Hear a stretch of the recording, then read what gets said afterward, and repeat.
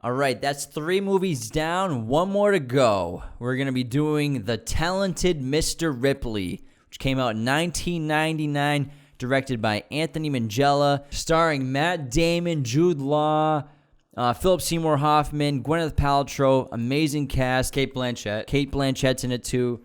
Personally, one of my all-time favorite movies. This is in like my top 15. I adore everything about this film. The characters, the acting, the directing, the locations, the set, Italy. It's all wonderful, and it's based on the book of the same title by the fantastic Patricia Highsmith, who's a great writer. If you like fiction, go read her books. She's made some great ones. Yeah, Ripley's a great character, and this is easily one of my favorite Matt Damon performances, and it's probably his best movie that he's ever been in. I could say that, yeah. You could make the argument that it's like that or Good Will Hunting or Saving Private Ryan, but you could make the case for this movie. This movie was nominated for a bunch of Oscars, and it was the second to last movie that Anthony Minghella made before he passed away at the age of like 51 or something. He was very young, but this is his best film he made, and this is the rare occasion where you get to see Matt Damon play a villain. Yeah, you get to see him play a sociopathic killer, and he's such a great performer where it's slowly you slowly see the subtle differences that Tom Ripley has compared to a normal person, and they start to get bigger and bigger until they finally crescendo and the real Tom Ripley is finally revealed. Yeah, I know Minghella had wanted to make a film about Tom Ripley for a long time, but he never wanted to do it until he found the right actor to play Tom Ripley, and Matt Damon was his choice, and obviously knocked it out of the park. And Tom Ripley is honestly, in my opinion, one of the most fascinating characters in fiction to come out of the 20th century. Yeah. In my opinion, he's quite literally a con man. He's also highly intelligent, completely narcissistic. He's adaptable, an opportunist, a closet homosexual, and a serial killer. And as a member of the audience, you can't help but feel empathy for him because he comes from nothing, and you relate to him in his struggle and where he comes from. And also, I think the term "the talented Mr. Ripley" comes from his greatest talent, which is to lie. And lying has a lot of different facets, where it is impersonating someone or tricking someone or manipulating someone. So Tom has this incredible skill with being able to get people to believe whatever he wants. Yeah, Tom acts as a mirror and replicates the behaviors of the people in his company. And he has a gift for forgery, impersonations, imitation, and lying, like you said. Yeah. And even blatantly in the film tells Dickie, played by Jude Law, about these talents. He tells him, Dickie asks him what his skills are, and he's like, forgery, I can forge signatures, I can impersonate basically anybody. Yeah. And Dickie's too arrogant and ignorant to realize that he's being honest. He thinks this is a joke. This is the first time that Tom Ripley's being honest with him in the entire film. Yeah. Because he's constantly lying, and he's so good at lying and telling fibs. And he gets into Dickie's inner circle because of his ability to manipulate and control the other people around him. So it first begins with Ripley, with Tom finding them on the beach and pretending to be an old friend of his from Princeton. And next it goes to him dropping the vinyl records out of his briefcase, which Dickie obviously loves.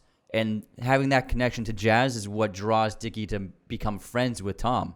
So he's able to use these lies and this manipulation to control Dickie and get him into his life. Even starts sooner than that. Yeah. I mean, the movie opens up, the first act, Ripley seems like this very innocent, likable guy. I mean, he tells fibs here and there. One of the first things he says is a white lie, where that older couple asks him about Princeton, and he lies saying he goes to Princeton. He went to Princeton. Yeah, he can't help but lie. Yeah. And that's because every single lie he tells leads him more and more into the life that he's never had and the life that he desires. Yeah. It starts with lying about Princeton with Dickie Greenleaf's father. Yep. And then that leads to the trip that he goes on to bring Dickie Greenleaf back from Italy. So Greenleaf is a shipping magnate, and his son Dickie has been living it up in Italy for years, spending his inheritance. So he hires Tom to go to Italy to get Dickie to come back to America. Yeah, and then he meets Kate Blanchett's character while traveling, where he lies again claiming that he's Dickie Greenleaf. For really no reason at all. But it does lead to a relationship with Yeah. her and more interactions later on. Yeah. And then again, like you said,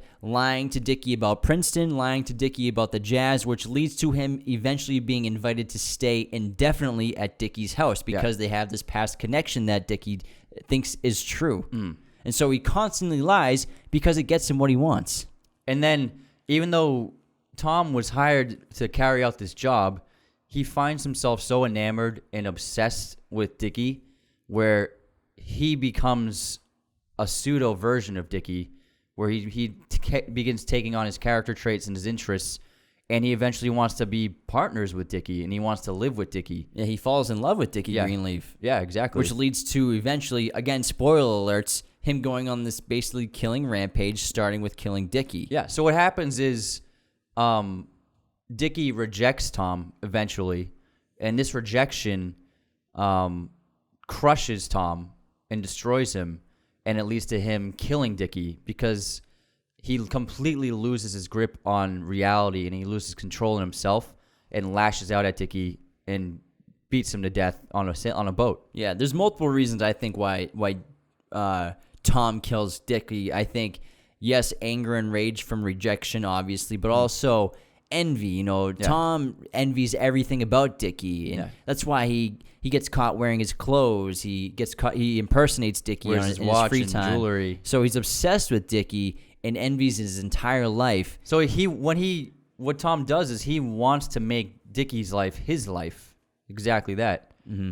And killing Dickie could be, to Tom, the next best thing to not being with Dickie is killing him. Because if he can't have Dickie, why not be Dickie? But he doesn't eventually think that his plan isn't to become Dickie yet. Yeah. So he kills him on the sailboat, and then What's funny about Tom Ripley as a character in all of his stories is things just happen.